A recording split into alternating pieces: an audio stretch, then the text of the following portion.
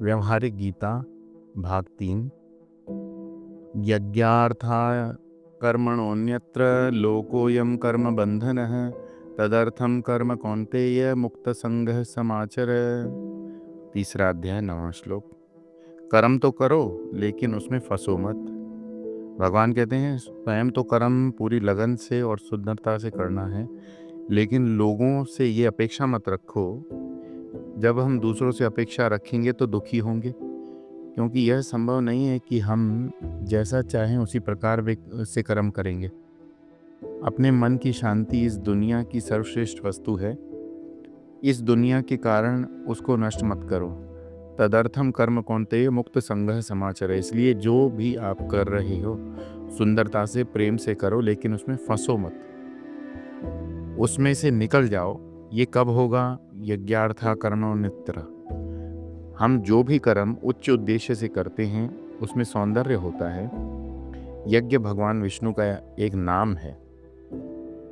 यज्ञार्थ का अर्थ है जो भी कर्म हम भगवान के लिए करते हैं वे सुचारू रूप से करते हैं। जैसे भगवान को भोग चढ़ाना है तो फ्रिज में खाना बचा है उसका भोग नहीं लगाएंगे।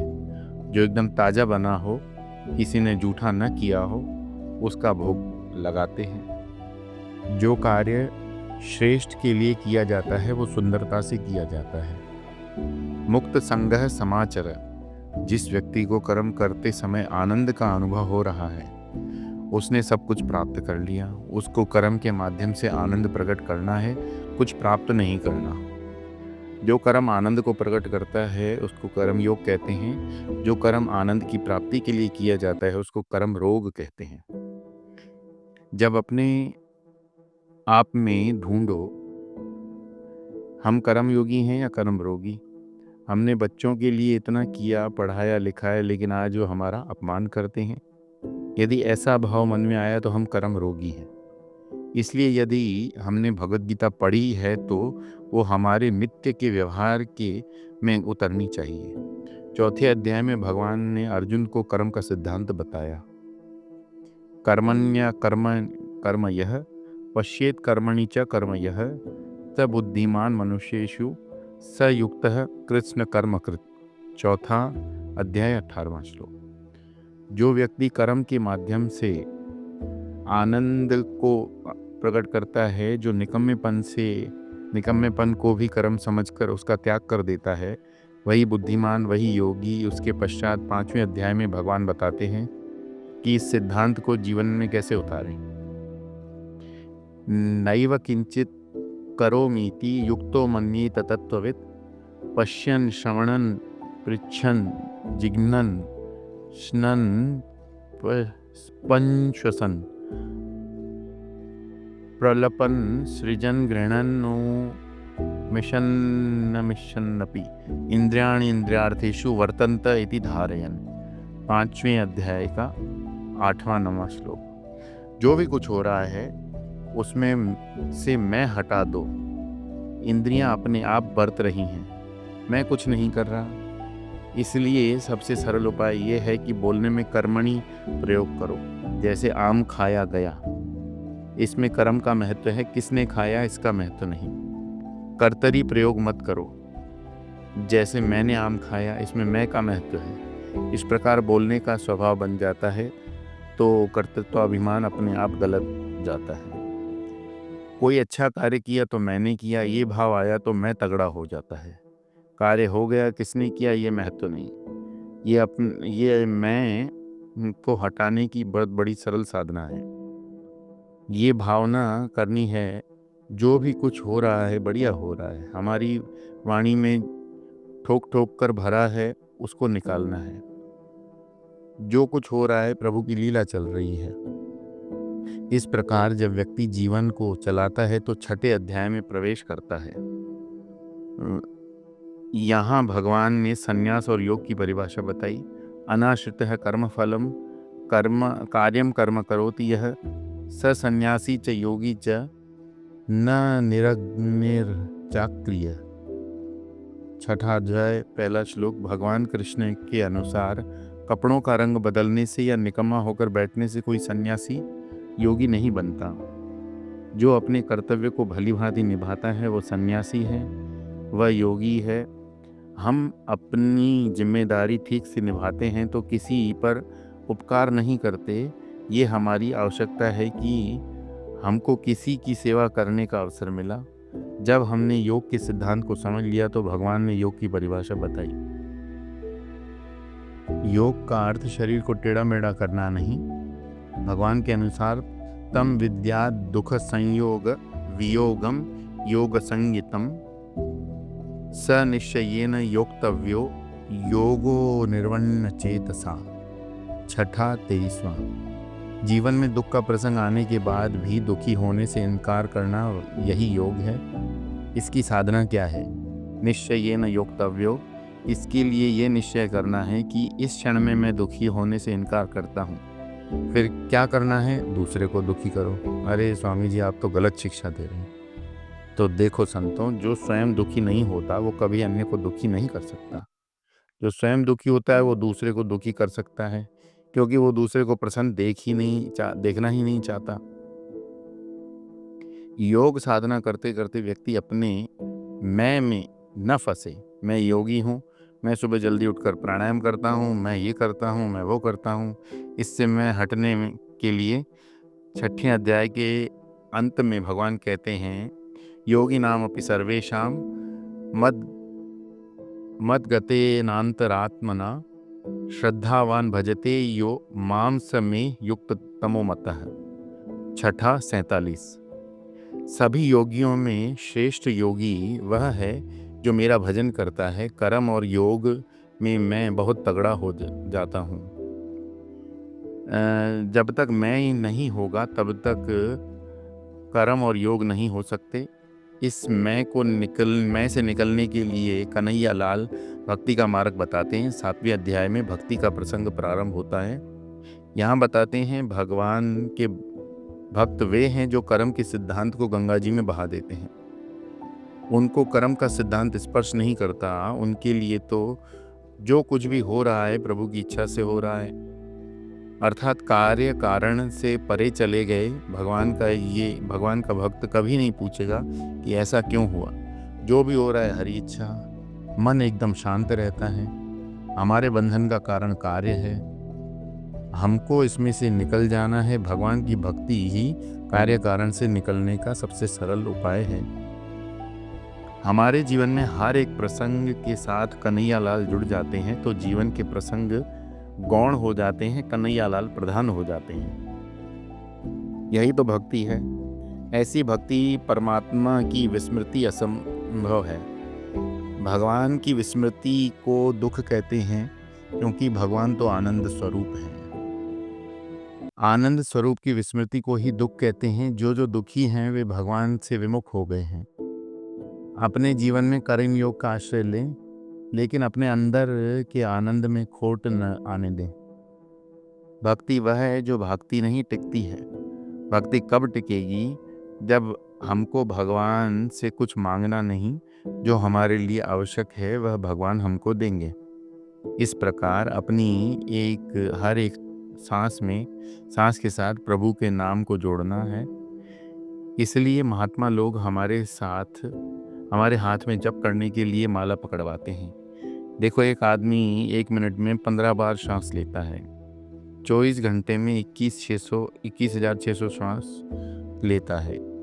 इसमें से आधा समय रात का, आधा दिन का, तो दिन की हो गई 10,800 सांसें। हमको दिन में इतनी बार भगवान का नाम लेना है, लेकिन ये माला तो बहुत लंबी हो जाएगी। इसलिए 2 शून्य हटा दिए, 108।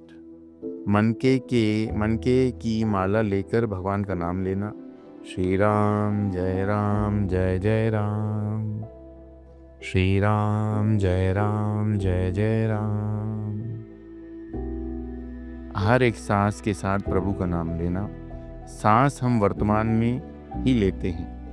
मैं कल सांस ले रहा था, आज छुट्टी पर हूँ, ऐसा नहीं हो सकता। हम हर सांस के साथ प्रभु का नाम जोड़ लें तो नित्य निरंतर वर्तमान में रहेंगे। जो वर्तमान में रहता है वही आनंद में रहता है। यही भक्ति साधना का सूक्ष्म सूत्र है। मन वर्तमान में रहने लगेगा तो शांत रहेगा। मन पर जब भूत और भविष्य का प्रभाव पड़ता है तब मन अशांत होता है। जब प्रत्येक श्वास के साथ हमारा मन परमात्मा के साथ रहने लगेगा तो हम स्वाभाविक रूप से प्रसन्न रहने लगेंगे। जीवन के सब प्रयत्न शिथिल हो जाएंगे, जीवन में सहजता आ जाएगी। जीवन में जितनी सहजता आएगी उतना हम प्रभु के समीप होंगे। जहाँ जहाँ प्रयत्न है वहाँ हम सहज होते हैं। जैसे जो व्यक्ति ऊंचा सुनता है उसको सुनने के लिए प्रयत्न करना पड़ता है, इसलिए थोड़ी देर में व्यक्ति थक जाता है क्योंकि वह सहज नहीं प्रयत्न कर रहा है। जो व्यक्ति जीवन में थकता है उसका जीवन प्रयत्नपूर्ण है। प्रयत्न तब होते हैं जब हम सहज नहीं हैं। हम किसी न किसी के सामने अपने आप को सिद्ध करना चाहते हैं। किसी के सामने कुछ भी सिद्ध करने की आवश्यकता नहीं है। अपने आप में रहो, जीवन सहज हो जाएगा। इसी को कहते हैं योग की साधना, इसी को कहते हैं भक्ति में समर्पण। जब भक्ति में समर्पण हो गया तो 7वें अध्याय में भगवान ने अपने स्वरूप को प्रकट किया। भगवान कहते हैं मत्तः परतरम नान्यत किंचित दस्ति धनंजय मयि सर्वमिदं प्रोतम सूत्रे मणिगणा एव। 7 का 7वां। हे धनंजय, मेरा न तो कोई कारण है न कार्य, न मेरे जैसा कोई है।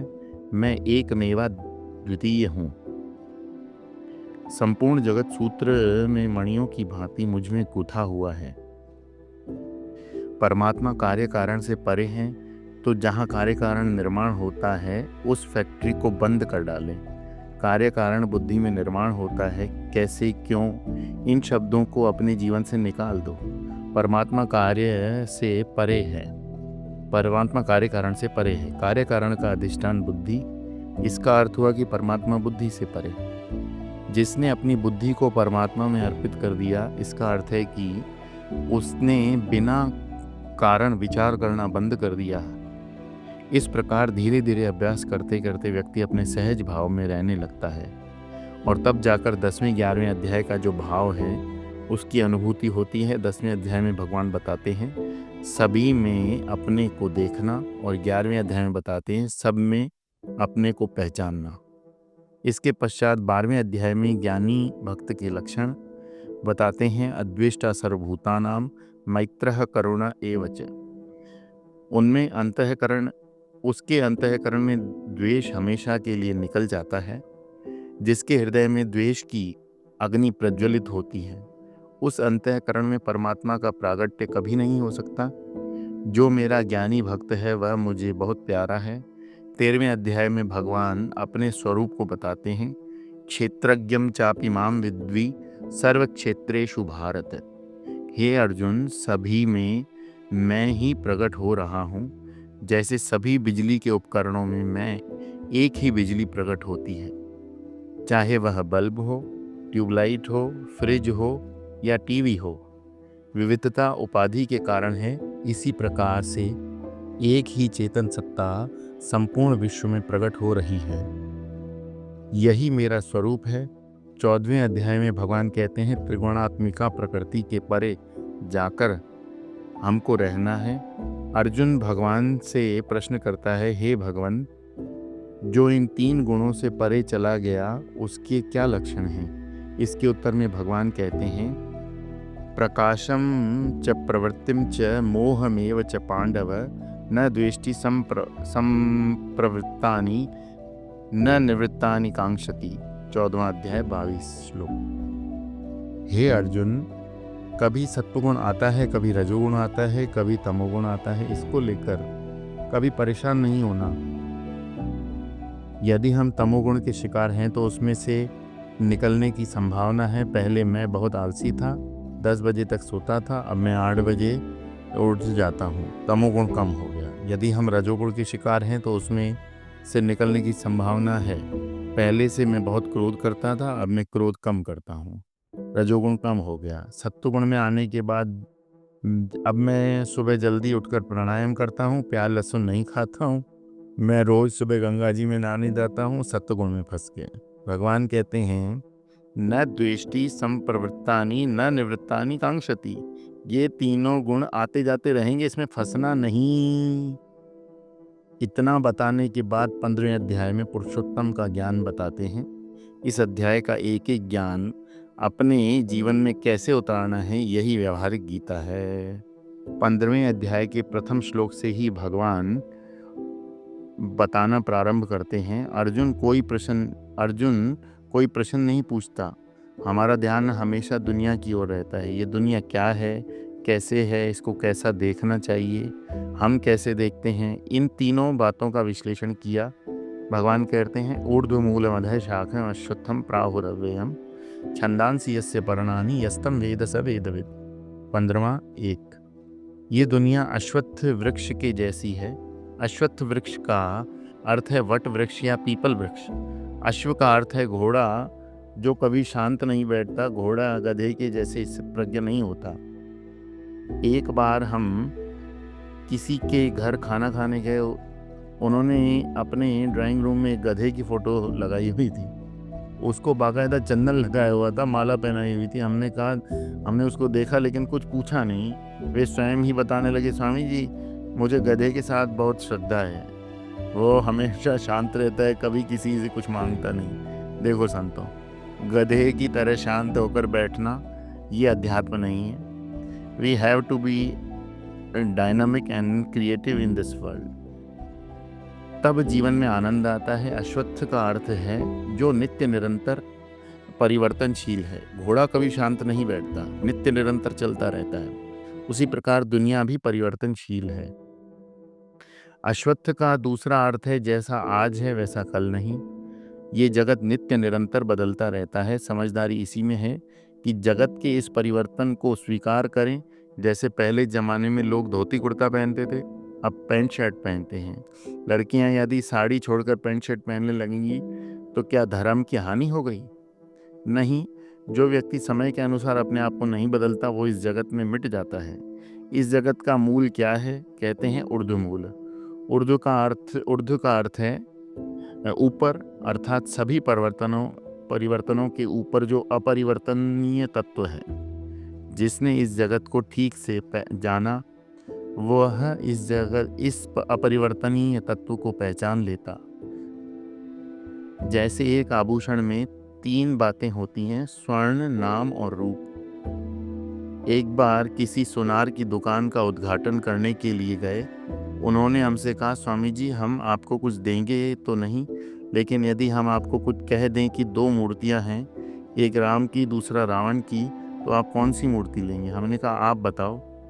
बोले आप बाबा जी हैं इसलिए राम की मूर्ति लेंगे। हमने कहा गलत। ये बताओ बाहरी कौन सी है? जिसकी दृष्टि तत्व पर होती है उसके लिए उसके लिए नाम रूप महत्व नहीं होता। इस जगत में हम नाम रूप में ही फंसे रहते हैं। जिसने नाम रूप से उठकर इस जगत को देखा है उसने ही ठीक से देखा, बाकी आँखों को खोलकर कुछ भी नहीं देख रहे।